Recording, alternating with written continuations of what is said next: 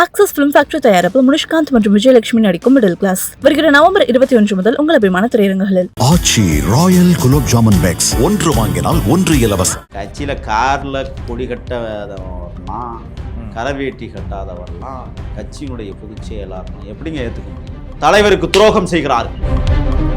ரவிக்குமாருக்கு சொல்கிறேன், உங்களுடைய ஸ்டிங்கை நான் வெளியிடுறேன். எல்லாம் ரெடி ஆயிடுச்சு. இல்லை மிரட்டுறீங்க? மிரட்டவனா இல்லை, உண்மையை சொல்கிறேன். ஒரு அறைக்கில் உட்காந்து ஒரு பெரிய ஆளுமை கிட்ட அவதூறாக பேசிய ஸ்டிங்கை நான் வெளியிடுறேன். யார்? எம்பி ரவிக்குமார். ஆமாம், தலைவரை பற்றி இழிவாக பேசுகிறேன். யாரா? எந்த தலைவர்? இந்த எஸ்எஸ் பாலாஜி வந்து ரொம்ப பேசுவார். அவர் வீடே திமுக குடும்பம் தெரியுமா உங்களுக்கு? அவங்க அப்பா திமுக, அவர் குடும்பமே திமுக. பதவி ஆசைகளுக்காக இங்கே வந்து நான் ஒன்று சொல்லவா, என்னைக்கு நீங்கள் ஸ்டாலினை சந்திச்சுட்டு வந்து அரசியல் களத்தில் வந்து மாற்றி பேச ஆரம்பிச்சிருக்கோம். பேனாசிலையை உடைப்பேன் என்பவர்கள் இன்றைக்கு விஜய் வாக்கு வங்கியை உடைப்பேன் என்று பேசுகிற அளவிற்கு தமிழ்நாடு அரசியல் தரங்கட்டு போய் கிடக்கு. 1.5 கோடி இளைஞர்கள் வாக்களிக்க காத்திருக்கிறார்கள். அதுக்கு ஒரு வெளியே வந்து பிரச்சாரம் பண்ணோம்னா யாரு? தளபதி தலைவர். நாங்கள் கண்ணசைவே போதுங்க.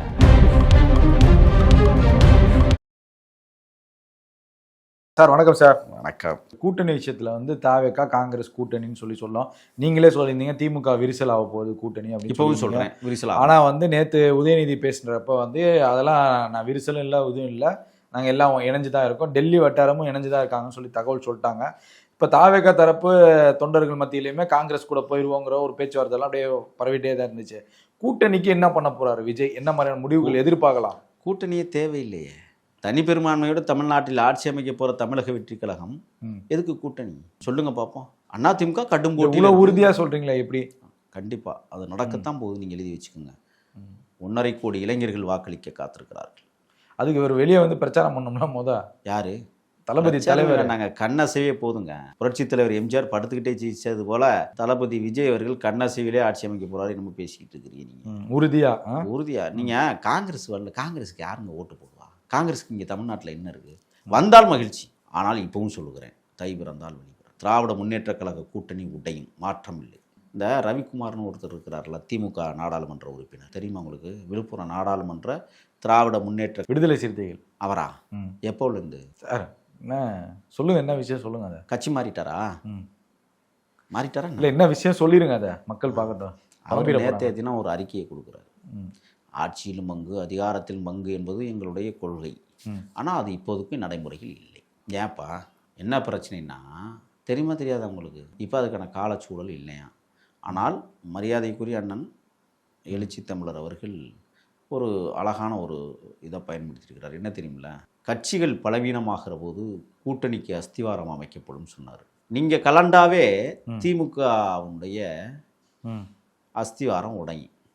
அப்போ கூட்டணியை பற்றி பேச நீங்கள் ஒட்டி கொண்டு இருந்துக்கிட்டு ஆட்சியிலும் பங்கு இல்லை, அதிகாரத்திலும் பங்குலாம். அப்போ 99 வருஷத்துக்கு என்ன குத்தகைக்கு எழுதி கொடுத்துருக்கா விடுதலை சிறுத்தைகளை? நான் கேட்குறேன். நான் இன்னொன்று சொல்லவா, ரவிக்குமாருக்கு சொல்கிறேன், உங்களுடைய ஸ்டிங்கை நான் வெளியிடுறேன். இப்போ விரைவில் எல்லாம் ரெடி ஆயிடுச்சு. இல்லை மிரட்டுறீங்க? மிரட்டவெல்லாம் இல்லை, உண்மையை சொல்கிறேன். ஒரு அற்புத பேராற்றல் மிகுந்த பெருந்தலைவனை, தமிழகத்தின் பொக்கிஷமாக இருக்கிற அண்ணன் திருமாவளவனை ஒரு அறைக்கில் உட்காந்து ஒரு பெரிய ஆளுமை கிட்ட அவதூறாக பேசிய ஸ்டிங்கை நான் வெளியிடுவேன். யார்? எம்பி ரவிக்குமார். ஆமாம், தலைவரை பற்றி இழிவாக பேசுகிறாங்க. யாரா? எந்த தலைவனை பற்றி? தமிழ் தேசியத்தின் அடுத்த கட்ட தேசிய தலைவருக்கு நிகராக இருக்கக்கூடிய அரசியல் தலைவர். உறுதியான தகவலாக நீங்கள் சொல்லுங்கள். எழுச்சி தமிழர் அண்ணன் திருமாவை அவதூறா நான் வேணா வெளியிடுறேன், விட்டுருங்க. உங்கள் சேனலில் வெளியிடவா? வெளியிடுங்க. வெளியிடுறேன், அடுத்த வாரம் பொறுத்துருங்க. ஆதாரத்தோட கொடுங்க, போட்டுடலாம். ஏங்க, தலைவரை திட்டினது மட்டும் இல்லைங்க, கட்சி தொண்டர்களையும். விசிகா பெரிய கட்சி சார், நிறைய மக்கள் இருக்காங்க, தெரியுங்க. நம்மளோட வீடியோ வேற தொடர்ந்து பாக்குறாங்க, தெரியும். ஆதாரப்பூர்வமா பேசிருங்க. அதெல்லாம் ஆதாரத்தோட தான் பேசிட்டு இருக்கிறேன். என் தம்பிகள் தான் அங்கே இருக்கிறவங்க, என் அண்ணங்க தான் அங்கே இருக்கிறாங்க. விடுதலை சிறுத்தைகள்ல நான் யாரு என்பது எல்லோருக்கும் தெரியும். கட்சியில கார்ல கொடி கட்டவர்லாம் கரவேட்டி கட்டாதவர்லாம் கட்சியினுடைய பொதுச் செயலாளர் எப்படிங்க ஏற்றுக்க முடியும்? தலைவருக்கு துரோகம் செய்கிறார்கள், தலைவரை பயன்படுத்தி கொள்ளையடிக்கிறார்கள், தலைவரை பயன்படுத்தி அடுத்தவன் அமைச்சர் பொண்டாட்டி காலில் போய் கும்பிட்டு விடுவாங்க. இதெல்லாம் கேவலமா இல்லை? இத்தனை அமைச்சர் பொண்டாட்டி காலில் விழுவதற்கு இவர்கள் தயாராகி இருக்கிறார்கள் என்பதை உணர்ந்து கொள்ள வேண்டும். இப்போ இந்த தகவல் இது வரைக்கும் விசிகாவுடைய தலைமைக்கு போகலையா? போகட்டும். போகலையான்னு கேட்குறேன். போகாமல் இருக்கு, அது போயிருக்கும். ஒரு பெரிய ஆளுமையோடு அவர் உட்காந்து பேசின ஆடியோ வீடியோ எல்லாமே இருக்கும். அப்போ தலைவன் உழைப்பை சுரண்டி கொழுக்கிற தருதலைகள் தானே அவங்க. தலைவர் நம்பி விடக்கூடாது. நான் ஆதாரத்தோடு தான் சொல்கிறேன். ரவிக்குமார் போன்ற திமுகவினுடைய உறுப்பினர்களை களை எடுக்கணுங்கிறேன். இப்போ இவர் சொல்கிறார் ஆட்சியிலும் பங்கு இல்லை, அதிகாரத்திலும் பங்கு இல்லை. அப்போ எப்போ தாப்பா நீங்கள் ஆட்சியில் பங்கு கேட்பீங்க? யார்கிட்ட போய் அதிகாரத்தில் பங்கு கேட்பீங்க? காலகாலத்துக்கு இப்போ நான் கேட்குறேன். இப்போ இது மாதிரி சூழல் வரப்போ அதை விஜய் வந்து அரவணைப்பாரா விசிகாவை? விசிகா எப்போ வந்தாலும் தாவேக்கா அரவணைக்கும். அந்த இடத்துல தான் இருக்காங்க. தாவேக்கா காத்திருக்கிறது உண்மைதான். தாவேக்கா காத்திருப்பது மட்டுமல்ல, விடுதலை சிறுத்தைகளும் இயங்குகிறதும் உண்மை. அதை நீங்கள் முதல்ல தெரிஞ்சுக்கணும். விடுதலை சிறுத்தைகளில் இருக்கிற தொண்டன் எவனும் திமுக அங்கீகரிக்கல. அது தெரியுமா உங்களுக்கு? இல்லை, விஜயே வந்து இந்த அம்பேத்கர் புத்தக வெளியீட்டு விழாவில் கூட முதல் தலைவராக பேர் சொல்லி கூப்பிட்டதே வந்து திருமாவளவன். அதை அண்ணன் தான் உணரணும். ஏன் இன்னும் நீங்கள் திமுகவில் உட்கார்ந்துக்கிட்டு உட்காரக்கூடல, நின்றுக்கிட்டே அவர்கள் உங்களை எந்த இடத்தில் இப்போ நீங்கள் தை பிறந்தால் வழி பிறக்கும் சொன்னீங்க. ஒருவேளை விசிகா திமுக கூட்டணி வெளியே வந்து தாவேக்காவுடன் இணையதுக்கான வாய்ப்புகள் இருக்கா? ஒரு குடையின் கீழ் எல்லாம் வரும். நீங்கள் பொறுமையாக இருங்க. அதான் தை பிறந்தால் வழி பிறக்கும்னு சொன்னல. விடுதலை சிறுத்தைகளும் சரி, காங்கிரஸ் பேர் இயக்கமும் சரி, தாவேக்காவோடு பின்னி பிணைந்த கூட்டணியை உருவாக்குவதற்கான எல்லா சாத்தியக்கூறுகளும் அமைந்து கொண்டிருக்கிறது. இப்போ இந்த சேலம் பிரச்சாரம் வந்து ஒரு மிகப்பெரிய தாக்கத்தை ஏற்படுத்தும். அங்கே விடுதலை சிறுத்தைகள் கொடி கூட பறக்கும் சேலத்திலேயே. ஆமாம் சார், அதிர்ச்சியான தகவல். என்ன அதிர்ச்சி இல்லைங்க, உண்மையான தகவலை சொல்லுங்கள். உண்மையை தான் சொல்கிறேன். தமிழக வெற்றி கழகத்தை விடுதலை சிறுத்தைகளின் கடைக்கோடி தொண்டன் ஏற்றுக்கொண்டிருக்கிறான். தலைவர் திருமா அவர்களும் தலைவர் விஜய் அவர்களும் கரங்கோர்த்து ஒரு மேடையில் இருக்க வேண்டும் என்று அவன் அழகுபடுத்தி பார்க்க ஆசைப்படுகிறான். அண்ணா அதை கலைத்து விடாதீர்கள் என்று தான் நான் ஆதங்கப்படுறேன். புரியுதுங்களா உங்களுக்கு? அதனால் இப்போ இந்த ரவிக்குமார் போன்றவர்கள் எல்லாம் அவர் வந்து கனிமொழி திமுக தெரியுமில்ல உங்களுக்கு? தெரியுமா தெரியாதா? கட்சி ரீதியாக கனிமொழி திமுக. ஸ்டாலின் திமுக யார் தெரியுமில்ல? சிந்தனை செல்வன். உதயநிதி ஸ்டாலின் திமுக யார் தெரியுமா? பனையூர் பாபு, எஸ்எஸ் பாலாஜி. அதெல்லாம் தெரியாதா உங்களுக்கு? அதெல்லாம் தெரிஞ்சுக்குங்க. இதெல்லாம் முக்கியமான விஷயம். இந்த எஸ்எஸ் பாலாஜி வந்து ரொம்ப பேசுவார். அவர் வீடே திமுக குடும்பம், அது தெரியுமா உங்களுக்கு? அவங்க அப்பா திமுக, அவங்க குடும்பமே திமுக. பதவி ஆசைகளுக்காக இங்கே வந்தவர். ஏன்னா துணை பொதுச் செயலாளர் கொடுத்துட்டாங்க. சட்டமன்ற உறுப்பினராகவும் ஆக்கிவிட்டார். தலகால புரியலை. ஆக தமிழ்நாட்டில் ஒரு மாபெரும் மக்கள் சக்தி புரட்சியோடு சேலத்தில் குழுமி இருக்க காத்திருக்கிறது மக்கள் வெள்ளம். சரி, இப்போ அதே போல் இந்த கூட்டணி விஷயங்களை பற்றி நம்ம பேசினோம். தொடர்ந்து எடப்பாடி பழனிசாமியும் திமுக அரசுக்கு எதிரான அது எதிர்க்கட்சிங்கிற அந்த அந்தஸ்துக்கு ஏற்ற போல் அரசியல் செஞ்சுட்டு இருக்காங்க. இப்போ அதிமுக தரப்புல வந்து ராஜேந்திர பாலாஜி போன்ற முன்னாள் அமைச்சர்கள்லாம் வந்து விஜயை பற்றி இன்னும் பேசுகிறாங்க. விஜய் கூட்டணி அமையும் அப்படி இப்படின்னு நம்பிக்கையோடு தான் பேசுகிறாங்க. இப்போ எடப்பாடி பழனிசாமியோட ஒரு வியூகம் இருக்கும்ல. நீங்கள் ஆல்ரெடி சொன்னீங்க, டிசம்பர் முடிகிறதுக்குள்ளே பாஜகவை எடப்பாடி கழட்டி விட்டுருவார், நிச்சயமாக வேற ஒரு கூட்டணி அமைங்கிறீங்க. அப்போ எடப்பாடி வந்து விஜய் அணுகி கூட்டணி அமைப்பதற்கான வாய்ப்புகள் இருக்கா?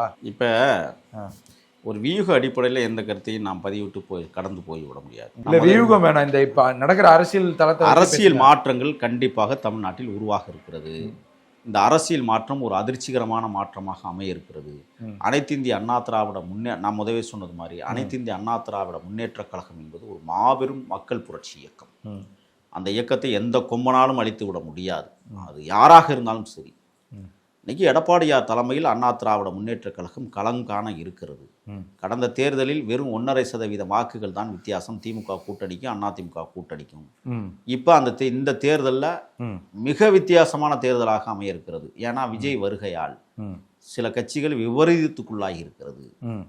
ஆகையால் தமிழ்நாட்டில் அரசியலுக்கு புதிருக்கு புதிராக நிற்கக்கூடிய அதிமுகவும் தாவேக்காவும் கடும் போட்டியை சந்திக்க காத்திருக்கிறது. இப்போ தொடர்ந்து வந்து அதிமுகவுடைய எதிர்க்கட்சி தலைவர் எடப்பாடி பழனிசாமி வந்து திமுக, அதாவது இந்த வெளிநாட்டு முதலீடுகளை பற்றிலாம் தொடர்ந்து பிரச்சாரங்கள் செஞ்சுட்டு வராங்க.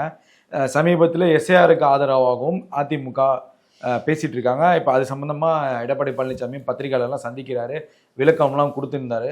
எஸ்ஏஆரை ஏன் ஆதரிக்கிறேன், இல்லை நிறைய இரண்டு முகவரியில் 510 வாக்குகள் இருக்கு, அந்த மாதிரி விஷயங்கள்லாம் தமிழ்நாட்டில் நடக்குது. நிர்மலா சீதாராமன் கூட கோவையில் வந்து கொளத்தூர்ல 914 ஜெயிச்சாரா ஸ்டாலின்ங்கிற ஒரு பதிவை வைக்கிறாங்க பத்திரிகையாளர் மன்றத்தில். அப்போ இப்போ வலுவாக திமுகவை எதிர்க்க எடப்பாடி களமிறங்கிட்டாரு, ஒரு சரியான எதிர்க்கட்சி தலைவராக செயல்பட்டு இருக்காருங்கிற ஒரு விஷயம் இருக்கு. ஆட்சியிலும் அதிகாரத்தில் பங்குங்கிறதுல அதிமுக தரப்புலேருந்து ஒரு ஆதரவு இருக்கு. அது கொடுக்க வேண்டிய கட்டாயத்தில் வந்து விஜயும் இருக்காரு. அப்படிங்கிறப்ப ஏதோ ஒரு கணக்கு இடிக்குது இல்லை? அப்படியெல்லாம் சொல்ல முடியாது. அரசியல் களம் எப்போ வேண்டுமானாலும் மாறலாம், எந்த கூட்டணி வேண்டுமானாலும் உடையலாம் அல்லது சேரலாம். அப்படிதான் இன்னைக்கு அரசியல் தன்மை தமிழ்நாட்டில் இருக்கிறது. புதியதொரு அத்தியாயத்தை எழுதுவதற்கான ஒரு புதிய முயற்சியை எடப்பாடியார் செய்து கொண்டிருக்கிறார். அது நல்ல தகவலாக வரும் என்று நாம் நம்புவோம். ஏன்னா இன்னைக்கு நம்ம இவ்வளவு நேரம் பேசணும். ம். இந்த ஏற்கனவே 3ஆம் இடத்துல இருந்த அந்த நாம் டம்ளருங்கிற ஒரு கட்சி இருந்துச்சுல்ல, ம். அதை பற்றி இதுவரை நாம் வாய் திறந்திருக்கிறோமா? இல்லை. ஏன்னா மக்களே முடிவெடுத்து விட்டார்கள். அது 2.8% வாக்கு தான் அந்த கட்சிக்கு கிடைக்கும். அதனால 0 ஆயிடுவாருங்கிற விஷயத்தை இன்னைக்கு பதிவு. அதனால தான் விஜய் எகிரி அடிக்கிறது மாதிரி அடிக்கிறது அவங்க. நான் ஒன்று சொல்லவா, என்னைக்கு நீங்கள் ஸ்டாலினை சந்திச்சுட்டு வந்து அரசியல் களத்தில் வந்து மாற்றி பேச ஆரம்பிச்சிங்களோ, பேனாசிலையை உடைப்பேன் என்பவர்கள் இன்றைக்கு விஜய் வாக்கு வங்கியை உடைப்பேன் என்று பேசுகிற அளவிற்கு தமிழ்நாடு அரசியல் தரங்கட்டு போய் கிடக்குது. அப்படி என்றால் தமிழ்நாட்டு அரசியல் ஒரு புதிய பரிணாமத்தை நிச்சயமாக நான் சொல்கிறேன், அனைத்து இந்திய அண்ணா திராவிட முன்னேற்ற கழகம் தாவேகாவும் ஒரு மாற்றத்தை உருவாக்க காத்திருக்கிறார்கள். எழுதி வச்சுக்கோங்க. உள்ளே பல்வேறு கேள்விக்கு பதில் தருவீங்க. நன்றி சார். நன்றி.